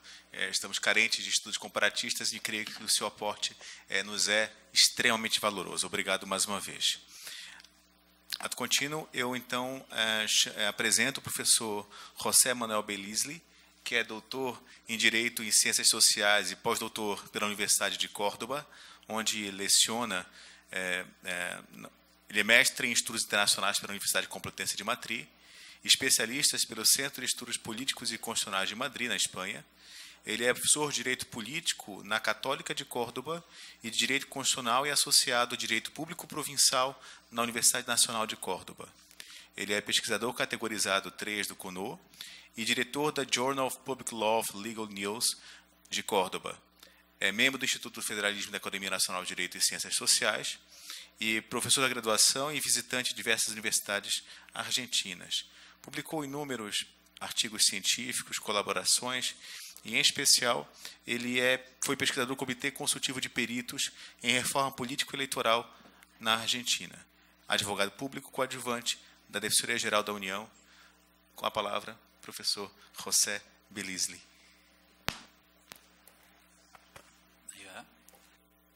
Bueno, muchas gracias, doctor Magno Bastos, a la organización de las jornadas del Congreso, por la gentileza que tuvieron en invitarme a participar con ustedes aquí hoy, en la persona del coordinador de esta palestra y, por supuesto, también del colega y amigo Luis Consi, que también tuvo la gentileza de convocarme a compartir algunas ideas con ustedes hoy. Antes que nada, debo disculparme por dos cosas. Primero, por hablar en castellano, en español y no en portugués, porque una cosa es conversar amigablemente, intentar hacerlo en vuestra lengua, y otra es tratar de presentar unas ideas académicas o profesionales. No me atrevo a hacerlo, por eso he pedido a la organización que me permitan hacerlo en castellano. Y en segundo lugar, por mi propia presentación. Acabo de bajar del avión después de unas 10 horas de viaje y acredito que a veces me he visto como un señor formal, como dice acá. Pero esta es mi otra cara, siento que soy una especie de Dr. Jekyll y Mr. Hyde. Pero trataré de ser un poco menos sanguinario que estos últimos. Así que muchas gracias, en serio, por permitirme incluso de esta manera presentarme. Por favor, que no se tome como una informalidad de mi parte. Bueno, profesor Consi y la organización me pidieron que hablara de Argentina en particular. Por supuesto, yo voy a tener que decir alguna idea que excedan mi propio país, pero por supuesto también focalizada en la experiencia que nosotros hemos tenido en las llamadas PASO, que son primarias, abiertas, simultáneas y obligatorias. Por sus siglas, PASO, previas, como le dicen ustedes en portugués. Voy a hablar únicamente de la ley federal de previas o de PASO. ¿Se escucha bien o retumba mucho? ¿Sí? Hace como retornos. ¿Puedo seguir hablando o no? ¿Sí? Ok. Voy a hablar solo de la ley federal de las PASO, porque existen nosotros tenemos una organización federal, igual que Brasil, y a nivel subnacional hay estados provinciales que tienen sistemas de elecciones previas o primarias, que incluso sirvieron de antecedente para la sanción de la ley nacional, pero que por una cuestión de tiempo y probablemente de interés para ustedes, yo no voy a señalar hoy más que como un mero antecedente. Decía que voy a referirme únicamente a eso, porque además se presenta en Argentina en un proceso constante de reforma política. Muchas veces en nuestro país, especialmente a partir de la crisis de 2001, se presentaron distintas alternativas para modificar la política, la práctica política y, en definitiva, oxigenar a la política. Y este mecanismo de las PASOs vino a pretender, a intentar ser una alternativa más de mejora. Si uno lo observa en el orden meramente normativo, es una ley, para quienes después tengan interés lo pueden revisar, es la ley 26.571 de Argentina. Desde el punto de vista normativo presenta una técnica bastante aceptable, bastante depurada. El problema ha sido su implementación y además el impacto de este cambio en otros aspectos del régimen político, como pueden ser especialmente el sistema de partidos, la organización electoral en sí misma y demás. Entonces, decir que todo esto se da en un país como Argentina, que presenta una fragmentación muy alta. Cuando se dictó la ley en el año 2009, había alrededor de casi 700 partidos reconocidos en todo el país y casi 40 de ellos de alcance federal o nacional. Llevado eso al campo de la experiencia, casi 10 años después, la situación no ha variado significativamente y ese va a ser uno de los temas que vamos a apuntar.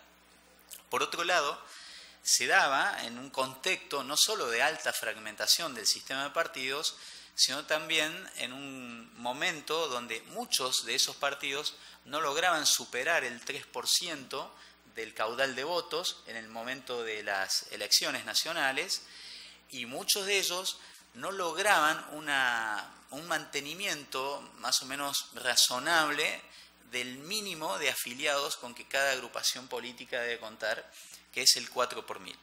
Todo esto se explicó en la llamada exposición de motivos de la ley y esta ley de la que vamos a hablar ahora intentaba paliar algunas de estas falencias del sistema político. Claro, partía de alguna premisa la ley. La primera es que los partidos políticos son instituciones fundamentales del sistema democrático. Lo dijo Kelsen, lo dijeron muchos autores a lo largo del siglo XX, sobre todo desde que los partidos son instituciones y no meras facciones, como decían los federalistas en el Federalista 10, desde que tienen estructura orgánica y el funcionamiento que todos nosotros conocemos, pero, insisto, en un contexto donde se pretendía un funcionamiento político diferente. Esa era una de las premisas. Partidos, instituciones fundamentales en la mediación entre Estado y sociedad. Por otro lado, eso en nuestra Constitución lo tenemos en el artículo 38, esa definición tajante de qué fundamentales son estas agrupaciones tiene jerarquía constitucional. También dice nuestra Constitución que para modificar el régimen electoral y de partidos políticos es necesario un alto consenso, una ley con una mayoría agravada va a dictar la reglamentación de partidos y de sistema electoral. De manera tal que no es solo una expresión de deseos cuando se proclama la necesidad de alcanzar consensos, sino también es necesario que se alcancen tales acuerdos, porque de otro modo no se pueden sancionar estas leyes. Por otra parte, el monopolio de las candidaturas que por ley, no por Constitución, tenemos en Argentina en manos de los partidos políticos. Y finalmente, otra de las premisas de la ley era la organización electoral. La organización, el control, la fiscalización del funcionamiento de las previas iba a quedar en manos, de hecho ha quedado en manos, de la justicia nacional.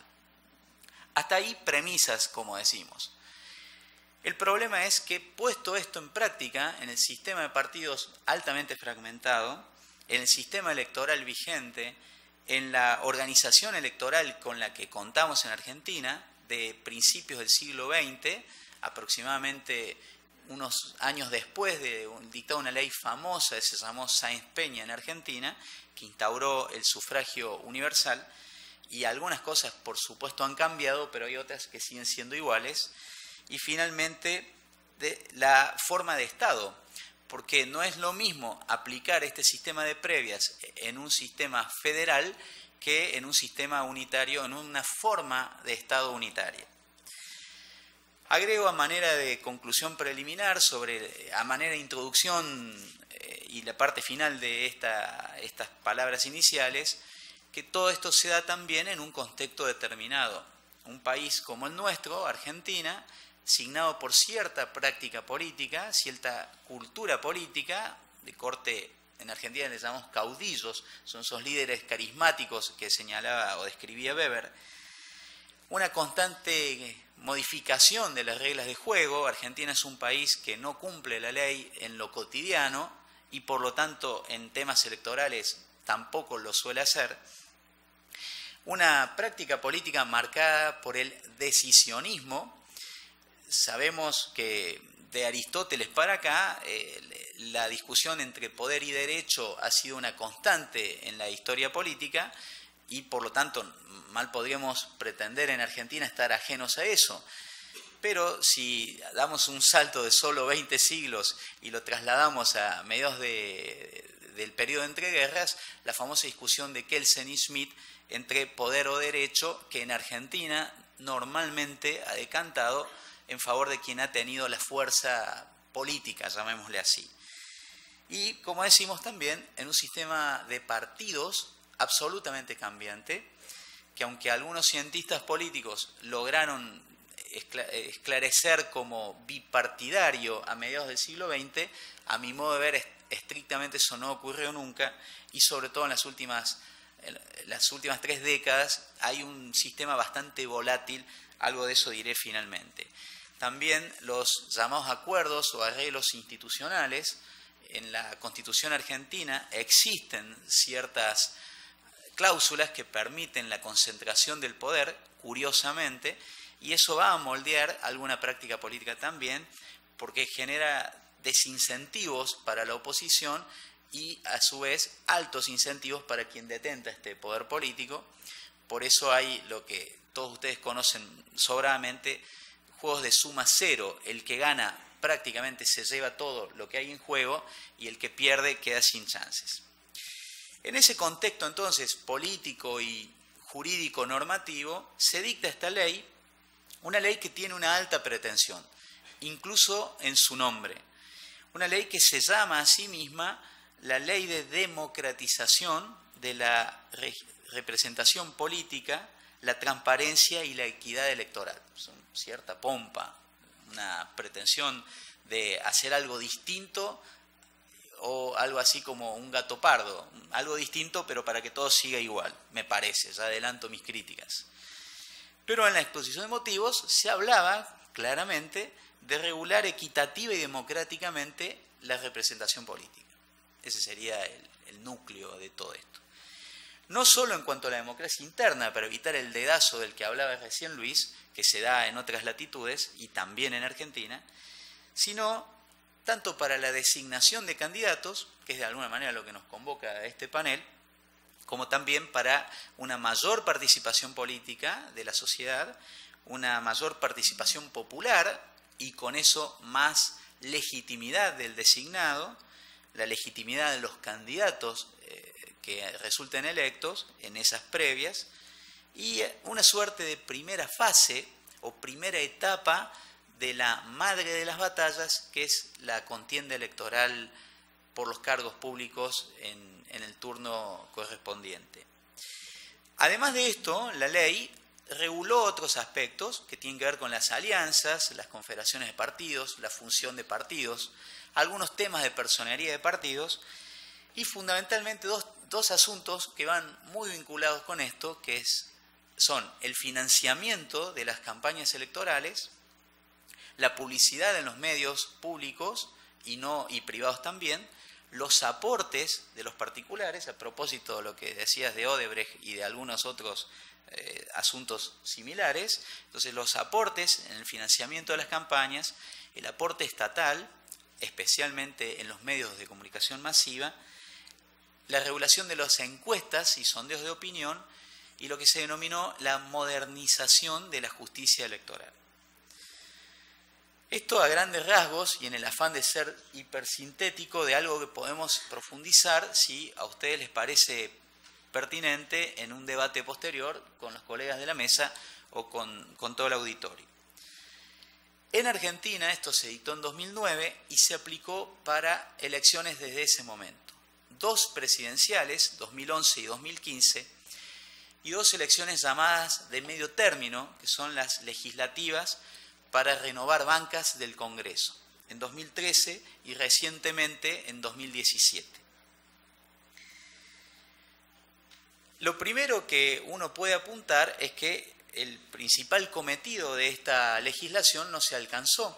Si bien uno puede encontrar claroscuros, luces y sombras, fortalezas y debilidades, hay algunos avances respecto a lo que habían sido otras leyes en Argentina que terminaron judicializadas después de la gran crisis de 2001, a mediados de principios de la primera década de este siglo se dictaron algunas leyes que iban en camino de lo que fue finalmente esta, pero acabaron en la justicia, con pedidos de inconstitucionalidad y con legislación que el propio Congreso dictaba para suspenderla, para postergarla y demás en su entrada en vigencia. Entonces, respecto de todo aquello, hay algún avance, por ejemplo, especialmente en las de medio término, donde algunas agrupaciones políticas lograron dirimir sus contiendas internas a través de este mecanismo. También hay algún avance sobre el aporte estatal respecto de lo que era en otro tiempo. Eso ha garantizado alguna igualdad de oportunidades, alguna posibilidad de acceso, especialmente de agrupaciones más pequeñas, que de otro modo no podrían financiar en los medios masivos de comunicación la propagación de sus ideas. Pero el principal déficit que tuvo fue su principal, paradójicamente, cometido, que era dirimir sobre todo las candidaturas presidenciales o candidaturas así de importantes mediante este mecanismo. No lo logró, especialmente porque la mayoría de las agrupaciones políticas presentan una sola lista. Entonces hay que ir a las PASO primarias abiertas, simultáneas y obligatorias, en simultáneo, pero con otras fuerzas políticas, pero presentando un solo candidato de la fuerza propia, lo cual vuelve absurda la contienda. Alguien podría decir, el actual presidente Macri resultó electo de un proceso de PASO, de contienda interna. Eso es cierto, en 2015 fue así, pero el presidente Macri disputó su candidatura presidencial interna con otras fuerzas políticas dentro de un mismo frente, es decir, no dentro de un mismo partido. Es un avance respecto a lo que había antes, pero no deja de ser una falencia, al menos de acuerdo a lo que proclamaba la propia legislación. Y esto se da en un contexto, decía, donde Argentina ha tenido prácticas políticas, algunas de las que ya avancé, y otras más, que desvirtuaron permanentemente en la práctica la contienda electoral. Es cierto que Duverger decía que en materia de partidos, probablemente una de las voces más reconocidas en la materia, decía que en materia de partidos uno no puede atenerse únicamente a la ley porque las prácticas y los intrincados mecanismos internos de los partidos vuelven las cosas a veces un poco no del todo claras en cuanto a tal funcionamiento. Pero de ahí a casi apartarse al espíritu de la ley es otro camino, o es otro punto. Decía que no solo alterar las reglas de juego, en definitiva, que el propio Congreso, con los actores políticos, ha venido haciendo, sino que la organización electoral, si bien está en manos de la justicia, queda afuera de algunos aportes estatales, especialmente en mecanismos muy importantes, como puede ser el tipo de elección. Me refiero a la organización electoral, centros de votación, papeleta única, boleta única, voto electrónico u otras maneras de presentar el sufragio propiamente dicho. El tema de los padrones, es decir, el listado de los afiliados de los partidos y el listado de las personas que pueden ir a votar es también algo muy importante. Por otro lado, no hay democracia interna, no solo en cuanto a la elección o nominación de candidatos, sino también en otras prácticas internas de los partidos, como es la elección de sus propias autoridades y la selección del resto de sus funcionarios que hacen a la vida interna de los partidos. El problema del federalismo que apuntaba más temprano, porque sobre un sistema de partidos fragmentado, acá traje las estadísticas actualizadas, cuando se dictó la ley había 696 y hoy hay 624, pero el número sigue siendo elevadísimo respecto de lo que debería ser un sistema que ya de Dieter Nolen para acá todos han dicho no debería superar al menos 8 o 10 para hablar de un sistema más estable. Sin embargo, el federalismo juega un papel adicional porque se forman coaliciones o se forman frentes o contiendas entre actores políticos que a nivel local responden a un tipo de agrupación, pero a nivel nacional o provincial otra. Entonces, ese entrecruzamiento vuelve todo más complejo. También porque, de alguna manera, la propia noción de partidos, seguramente muchos de ustedes, y en Argentina militantes se quejarían de lo que voy a decir ahora, pero los partidos como tales han perdido su verdadero rol y su verdadera implicancia en el régimen político. Ahora se usa mucho, no solo los frentes, las coaliciones, sino se habla secas de espacio. No sé cómo lo dicen en portugués, pero aquí en Argentina nosotros le llamamos espacio. Y cualquier actor político relevante habla de su espacio o sus espacios. Entonces, en detrimento del partido como institución. Y finalmente, esto que decía hace un momento, que los partidos nominan a un solo candidato para presentarlo en esas contiendas previas, hace que las cúpulas partidarias siguen siendo las que detentan el poder político en vez de la verdadera participación popular de la que tanto se había hablado en la legislación y se proclama en los discursos del Congreso. Tal participación queda de alguna manera vacía y el rol de la sociedad civil se vuelve algo pasivo en las democracias delegativas que señaló hace mucho tiempo Guillermo O'Donnell, que siguen siendo de algún modo una constante en nuestra región. Es por eso que quizás Delia Ferreira, que recientemente fue elegida presidente de Transparency International, ella es una politóloga argentina, ha comentado que quizás las PASO no tengan que ser suprimidas en Argentina, pero es necesario darles una nueva vuelta de tuerca como para encontrar su verdadero sentido. Uno de los modos podría ser que aquel que no sortee una instancia interna no pueda presentarse o tenga alguna clase de restricción en las elecciones generales. El problema es que seguimos en Argentina, desde que yo recuerdo hace un poco más de 20 años que me dedico a los temas constitucionales, y una de mis líneas de investigación ha sido la reforma política. Por un lado, colma mi vocación, pero por otro lado veo que es una constante de la que no logramos salir en nuestro país, en nuestra región. Y en fin, todo esto nos habla de cuáles son las reglas de juego que vamos a asumir para la contienda y qué tipo o qué calidad de democracia tenemos en nuestro país. Muchas gracias.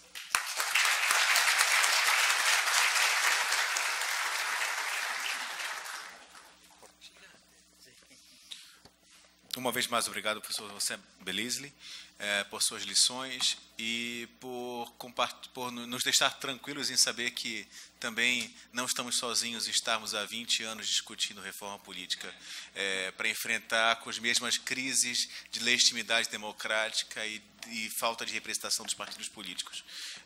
Mas, ao mesmo tempo, nos fazer perceber que essa necessidade de mudança ela é um caminhar constante, e de que não existem fórmulas milagrosas e mágicas que, a partir de um toque de Midas na legislação, é capaz de reinventar a roda e nos salvar de nós mesmos, que não o embate político, o embate de engajamento das pessoas.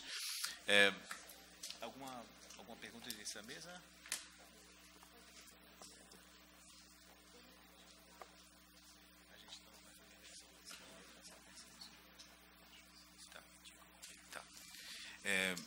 Então, antes da gente dar prosseguimento e encerrar nosso debate de agora de manhã, agradecer uma vez mais os colegas que vieram de tão longe para compartilhar conosco esses embates, eu reitero e relembro que essas jornadas acontecem num elemento de inovação no nosso Congresso, que é justamente trazer a lume, trazer à luz investigação comparativa para que a gente reflita a partir dos desafios da nossa realidade, tendo esse aporte. E também é fruto de uma parceria firmada pela Escola Judiciária Eleitoral, com a Resenha Eleitoral, que visa trazer também para essas nossas discussões acadêmicas na revista esse aporte comparatista. E nesse ínterim, eu desde já convido a todos os senhores para que, caso queiram e tenham interesse de prosseguir, amanhã pela manhã, às 8h30, teremos uma segunda sessão das jornadas que ocorrerá não aqui no auditório da OAB, mas no CESUSC, uma faculdade de Direito, e aqueles que estão interessados, eventualmente, tem um folder na entrada do evento que tem a descrição das nossas mesas da semana de amanhã. A primeira delas, discutindo especificamente financiamento de política e cláusula de barreira, e a segunda, o desafio das coligações em nível regional e nacional na Argentina. Então, renovando uma vez mais os agradecimentos aos presentes, a professora Ana Cláudia Santano, a professora Paola Costa Alvaredo, o professor Luiz Guilherme Conce e o professor José Manuel Belisli, pela sua gentileza de dividir conosco esses ensinamentos, essas inquietações. Desde já, muito obrigado.